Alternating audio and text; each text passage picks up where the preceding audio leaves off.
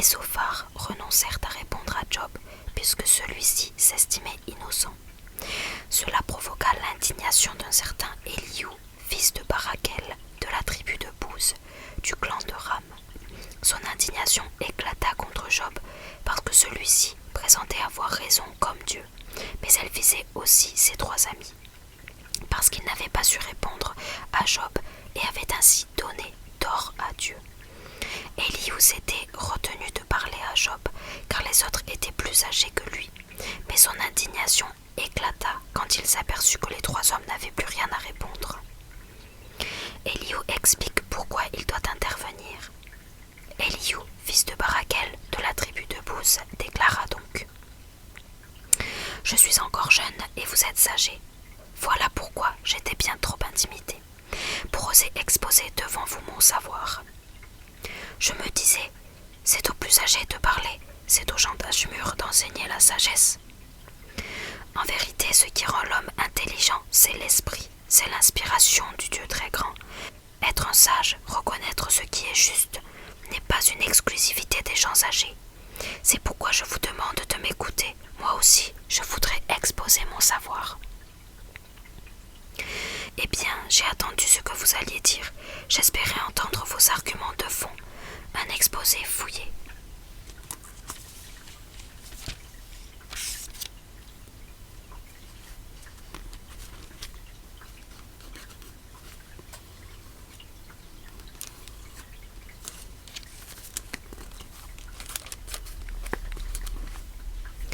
Je vous ai écouté avec grande attention, mais aucun d'entre vous n'a su critiquer Job ni fournir de réponse à ses affirmations. Surtout, ne pensez pas, voici ce qui est sage, ce n'est pas nous, mais Dieu qui le réfutera. Les arguments de Job ne me concernent pas, quant au vôtre, je n'en veux pas pour lui répondre.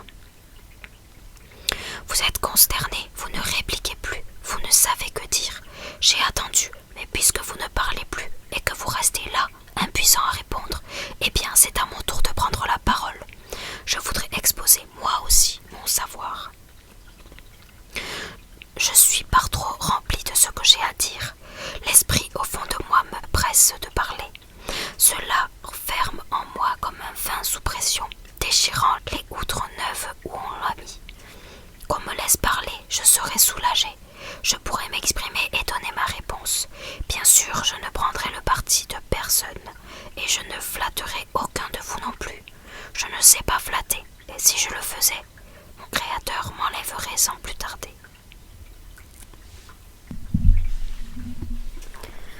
L'argument d'Elihu. Dieu avertit l'homme. 33.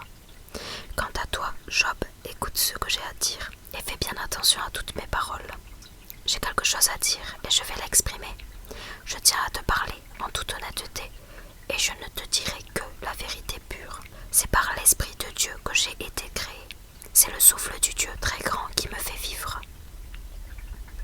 Essaie de me contredire si tu peux. Prépare-toi à m'affronter. En position. Nous sommes des égaux, toi et moi, devant Dieu. Alors aussi, j'ai été façonné dans l'argile. Serais-je une terreur? Tu n'as pas à trembler, et je n'exercerai pas de pression sur toi. J'ai encore à l'oreille le son de ta voix, lorsque tu ne faisais que répéter ceci. Moi, je suis innocent, et non rebelle à Dieu. Je suis pur de tout crime, mais Dieu trouve encore à me faire des reproches. Il me considère comme son ennemi, il entrave mes pas, il garde l'œil fixé sur tous mes faits et gestes. Tu as tort sur ce point. Job, je dois te le dire, Dieu est beaucoup trop grand pour un simple être humain. Pourquoi donc entres-tu en procès avec lui? Il n'a pas à répondre de tout ce qu'il fait. Quand Dieu parle, il choisit tel moyen d'expression ou tel autre, mais on n'y fait pas attention. Il parle par un rêve, une vision nocturne, quand l'engourdissement s'abat sur les humains, quand ils sont endormis, allongés sur un lit. Il leur apporte alors une révélation et il les avertit définitivement. Il veut les détourner de leurs agissements, il veut leur éviter de tomber dans l'orgueil.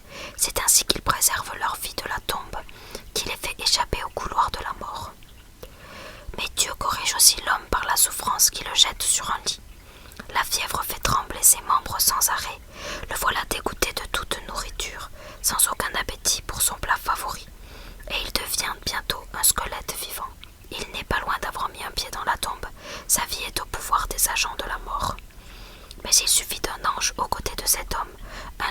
ces 1000 intermédiaires de Dieu pour lui faire savoir quel est le droit chemin.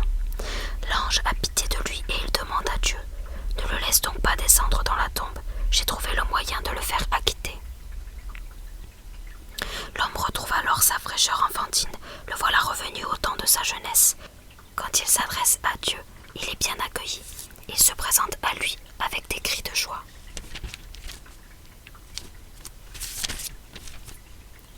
Car Dieu, lui, a rendu sa condition normale. Il se met à chanter, disant à tout le monde: j'étais fautif, je n'avais pas suivi la règle, mais Dieu m'a épargné la peine méritée. Il m'a fait échapper au couloir de la mort. J'ai retrouvé la vie et je vois la lumière. Eh bien, c'est tout cela que Dieu fait pour les hommes, recommençant 2 fois, 3 fois si nécessaire. Il vise ainsi à les ramener à la tombe pour que brille sur eux la lumière de vie. Job, tu dois m'accorder toute ton attention. Commence par te taire et laisse-moi parler. Si tu as quelque chose à répondre, dis-le, car j'aurai grand plaisir à te donner raison. Si tu n'as rien à dire, écoute-moi plutôt. Fais silence et je t'enseignerai la sagesse. Elihu met Job en accusation. 34. Elihu poursuivit: écoutez mon discours, vous qui êtes des sages. Accordez-moi votre attention, gens d'expérience. Le rôle de l'oreille est d'apprécier les mots, tout comme le palais doit percevoir le goût. Eh bien, cherchons à discerner ce qui est juste. Reconnaissons ensemble ce qui est correct. Voici Job qui déclare: je suis innocent, mais Dieu ne tient aucun compte de mon bon droit. Sur mon bon droit, il ne dit pas la vérité. Sans que je sois coupable, il m'a blessé à mort. Quel genre d'homme est Job? Il manie l'insolence aussi facilement qu'il boit un verre d'eau. Il fait cause commune avec les malfaiteurs. Il se met du côté des gens sans foi ni loi, car il a déclaré: l'homme ne gagne rien à chercher de bonnes relations avec Dieu. Vous donc qui avez du bon sens, écoutez-moi. Loin de moi la pensée que Dieu ferait le mal, que le Dieu très grand pratiquerait l'injustice, mais il rend aux humains ce qu'ils ont mérité. Il les traite chacun d'après ce qu'il a fait. Il est bien évident que Dieu n'agit pas mal. Le Dieu très grand ne violera jamais le droit. Quelqu'un d'autre lui aurait-il confié la terre? Son pouvoir sur le monde, il le tient de lui seul. Si Dieu n'était préoccupé que de lui-même, il reprendrait pour lui le souffle de la vie. Tous les êtres vivants expireraient d'un coup. L'homme retournerait à l'état de poussière.